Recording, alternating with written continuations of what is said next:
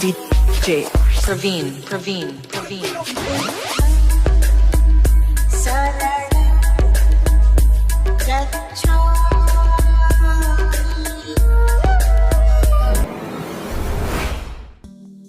बौद्ध नगरी श्रावस्ती पहुंचा हूं अपने कुछ मित्रों के साथ, साथियों के साथ, और मैं इस समय सरस्वती जैतवन के बाहर खड़ा हूं। बहुत पावन बौद्धों का ये स्थल है। आइए मेरे साथ कुछ गुजरात से साथी हैं, उनसे जानकारी लेते हैं। मैडम, परिचय दीजिए अपना। मेरा नाम नंदा एम सरजार है। मैं वलसाड़ से आई हूँ। पहली बार आए हैं श्रावस्ती? हाँ, पहली बार आई हूँ। चलिए सर, परिचय दीजिए। मेरा नाम है मदन लाल सरजार है। मैं भी श्रावस्ती में पहली बार आया हूँ और आपके धन्य मानता हूँ अपने आप को कि मैं ये जगह देखने मेरे को मिल रही है। धन्यवाद। परिचय दीजिए। हाँ जी, मेरा नाम है हुकुमचंद भालेराव। मैं दोबारा यहाँ पे आया हूँ, वलसाड़ गुजरात से आया हूँ। तो मतलब किस तरीके का अनुभव रहा था पहली बार आए थे? पहली बार देखा था तो मैंने वो स्थल देखा ही नहीं था, तो हमें बहुत विस्मय नहीं लगा कि वो आश्चर्यचकित हुए। समय कम था जी, समय कम था, इसलिए हम वो टाइम नहीं देख पाए। चलिए आज देखेंगे। मेरा नाम अशोक आत्माराम सिरसाट, किला पादी, वलसाड़ जिला, और मैं बहुजन समाज पार्टी का प्रभारी हूँ। बहुजन समाज पार्टी के प्रभारी हैं? अरे वलसाड़ जिला, गुजरात। चलिए, बधाई आपको और आपकी पार्टी को। 2024 में कुछ इतिहास लिख पाएंगे हम। मेरा नाम मधुकर नवल बागुल, मैं वलसाड़ से आया हूँ। और वलसाड़ से आए। परिचय दीजिए अपना। हीरालाल गौतम, अरैया के रहने वाले, जिला बस्ती के। बस्ती से आए जी, पहली बार आया है। चलिए चलते हैं अंदर, और मैं आपको आज इस पावन बुद्ध भूमि के दर्शन समता आवाज टीवी पर पहली बार मैं आपको कराऊंगा, क्योंकि मैं खुद पहली बार जैतवन पहुंचा हूं। और ये एक बड़ी क्रांति है कि हम लोग अपने मोबाइल के माध्यम से, अपने कैमरे के माध्यम से आप लोगों तक बौद्धों का इतिहास पहुंचा पा रहे हैं। पर परमिशन मैंने ले ली है अंदर, मुझे मोबाइल से शूटिंग करने की परमिशन यहाँ के प्रबंधक साहब ने दे दी है। मैं उनको धन्यवाद करता हूँ।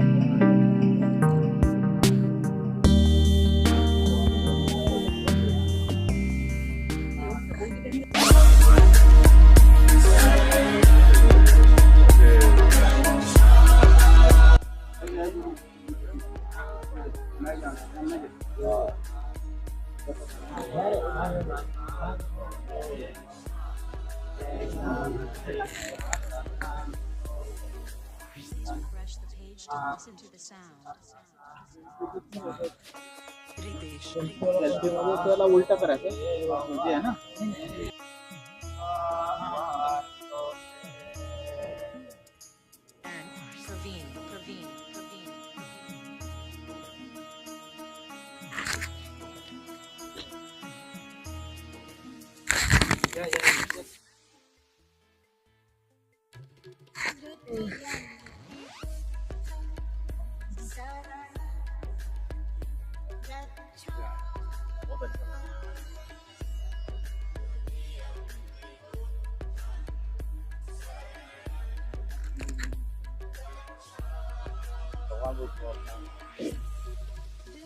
जैतवन आराम, इसमें हमें तो वर्षावास करने के लिए जो जगह दी थी वो बहुत अच्छी है।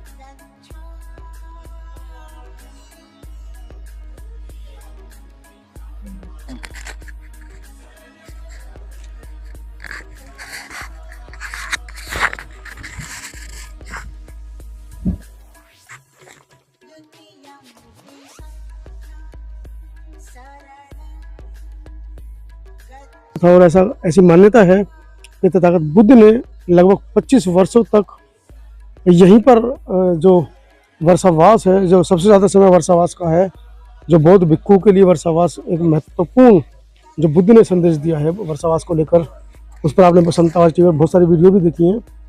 तो यहाँ पर तथागत बुद्ध ने ऐसी मान्यता है कि सबसे ज़्यादा वर्षावास इसी पार्क में किया था।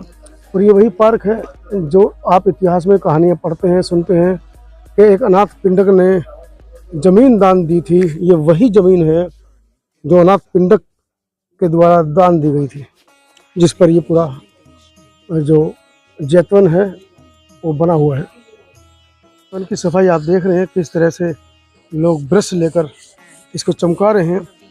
प्रतिदिन यहाँ पर इसी तरीके से सफाई होती है पानी डालकर, क्योंकि जिस पावन भूमि पर, जिस बुद्ध की धरा पर भारत बसा है, बुद्ध के लिए और बुद्ध के अनुयायियों के लिए बहुत ही हर्ष की बात है कि उस जगह को धोया चमकाया जाता है।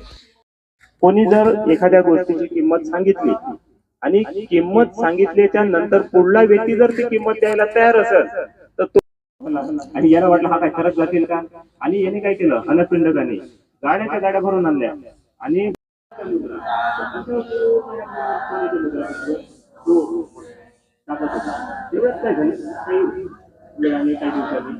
जो राजा जेत होता, राजा जेत पुन्हा आला या वनामध्ये आणि बघते तर काय कोणीतरी हे सोन्याच्या मोहरा टाकत आहे या भूमीवर, आणि त्याला ते समजलं की आपण कोणाला म्हटलं होतं सोन्याच्या मोहरा.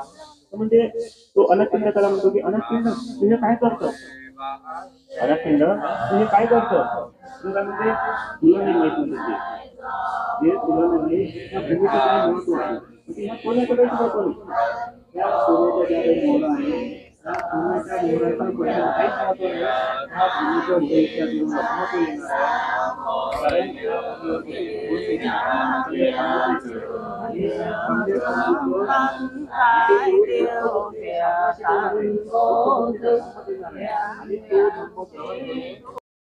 आपल्या सर्व दुःखातून मुक्त होणार आहे, भवचक्रातून मुक्त होणार आहे. तर या गणितीचं असं महत्व आहे ते सांगतात. अनाथपिंड जेथे राहणार आहे आणि आपल्याला शिक्षा सांगतात की बाबा आपण जीवन कसं जगलं पाहिजे. तर बघा प्रसंग असा असते की इतकं मोठं वैभव, एवढा मोठा पैसा, संपत्ती जीवनात एक वेळ अशी येते अनाथपिंड, एक वेळ अशी येते एक वेळ असं म्हणतात की अनाथपिंड जेव्हा जेव्हा जीवनात आले तेव्हा तेव्हा खाली आपल्याला कधीच नाही धम्मं नमः संघं नमः नमो तस् भगवतो अरहतो सम्मा सम्बुद्धस्स नमो तस् भगवतो अरहतो सम्मा सम्बुद्धस्स नमो तस् भगवतो अरहतो सम्मा सम्बुद्धस्स बुद्धं शरणं गच्छामि धम्मं शरणं गच्छामि संघं शरणं गच्छामि द्वितीयंपि बुद्धं शरणं गच्छामि द्वितीयंपि धम्मं शरणं गच्छामि द्वितीयंपि संघं शरणं गच्छामि तृतीयंपि बुद्धं शरणं गच्छामि तृतीयंपि धम्मं शरणं गच्छामि तृतीयंपि संघं शरणं गच्छामि पानातिपाता वेरमणि सिक्खापदं समादयामि आदिन्नदाना वेरमणि सिक्खापदं समादयामि कामेषु मिथ्याचारा वेरमणि सिक्खापदं समादयामि मुसावादा वेरमणि सिक्खापदं समादयामि शूरामेरयमज्जपमादठाना वेरमणि सिक्खापदं समादयामि साधु साधु साधु बुद्धं नमामि धम्मं नमामि संघं नमामि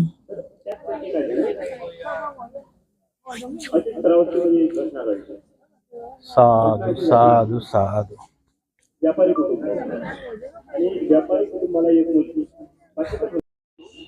लग्न आणि पडून जाऊन लग्न केल्या कारणाने काय झालं संघो याय पतिपन्नो भगवतो सावक संघो याय पतिपन्नो भगवतो सावक संघो सामीचि पतिपन्नो भगवतो सावक संघो यदि तं चत्तारि पुलिसयुगानि अथ पुलिसपुङ्गला एष भगवतो सावक संघो आहुनेयो पाहुनेयो पाहिनेयो अंजलि गलनियो अदोतलं बुญญาเขตัง लोकं साति साधु भक्तन साधु साधु साधु अनुमोदामि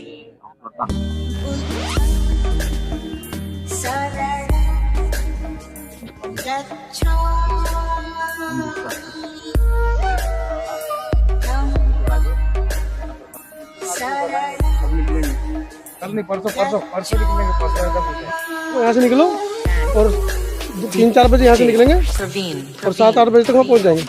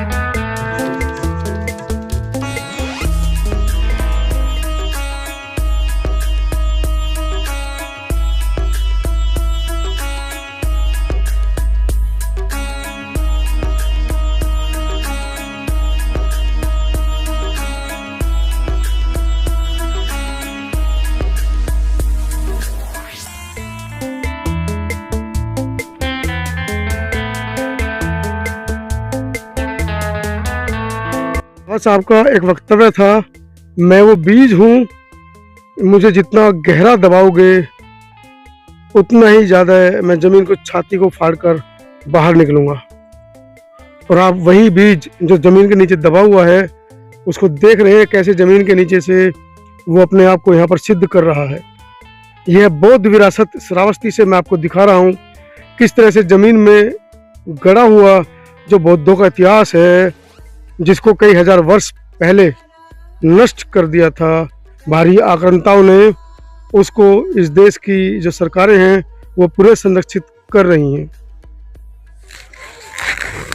बौद्धों की दबी हुई विरासतें, बौद्धों का इतिहास जिसको खोद कर निकाला गया है, मैं बहुत बहुत धन्यवाद दूंगा चीनी यात्री ह्वेन सांग को, जिसने अपनी पुस्तक में इस इतिहास का वर्णन किया। और उनके इस वर्णन करने के बाद भारत के अंदर हलचल हुई और यहाँ पर खुदाई हुई। लोगों से जानेंगे क्या आप लोगों के व्यूज़ हैं इस जगह को देखने के बाद। बताएं सर, परिचय के साथ व्यूज़ बताएं, क्या विरासत को आप देखकर आ रहे हैं, क्या आपका व्यू है? मैं मदन लाल सरजारे इस विरासत को देख के बहुत खुश हुआ हूँ। यदि ह्वेन सांग ये सब नहीं रहते तो ये हमारा इतिहास दबा रह जाता, लेकिन उनकी मेहरबानी से आज जो ये सब चीज़ें हमको देखने मिल रही है और हमारा जो पुराना इतिहास है वो हमको मालूम पड़ रहा है। इसके लिए मैं आर्कियोलॉजिकल सर्वे का जो भी है जी, जो काम कर रहे हैं उनका, भारतीय पुरातत्व विभाग का का उनका मैं धन्यवाद करता हूँ और उनको मैं अभिनंदन करता हूँ। और इसी तरह जहाँ जहाँ हमारे ऐसे मिले इस तरह से उत्खनन वाले काम तो अच्छे से करें और उनको संरक्षित करें, यही मैं उनसे अपील करता हूँ। नमो बुद्धाय, जय हिंद। द्वितीयं शरणं गच्छामि।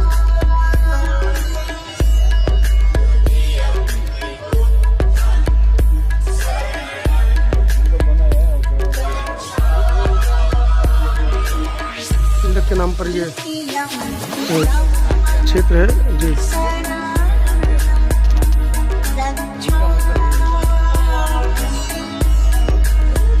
अनाथ पिंडक लोगों को मारकर उंगली माल जब छुपने के लिए आता था तो वो इसी जगह पर आता था। उंगली माल की गुफा के नाम से यह जगह प्रसिद्ध है। लेकिन कुछ सवाल भी यहाँ पर हमारे साथियों के हैं कि उंगली माल एक डकैत था, तो इतना भव्य छुपने का स्थान उसने कैसे बनाया। कहीं ना कहीं इतिहास के साथ छेड़छाड़ या कुछ इस तरह के संकेत भी मिलते हैं। तो क्योंकि उंगली माल की गुफा के बिल्कुल सामने ही जो सामने वाला जो किला अभी आपने थोड़ी देर पहले देखा, वो अनाथ पिंडक का बताया जाता है। और उसके बिल्कुल सामने उंगली माल अनाथ पिंडक जैसा राजा जिस राज्य में राज करता हो, उसके बिल्कुल सामने कोई उंगली माल की गुफा है जहाँ पर वो डकैती करके आता था और छिप जाता था। और ऐसा बताया जाता है कि उंगली माल के बारे में कि उसकी माँ भी उससे मिलने से डरती थी कि कहीं वो 1000 सिरों को 1000 उंगलियों को इकट्ठा करने के लिए कहीं मुझे खुद को ना मार दे। ये देखो इधर से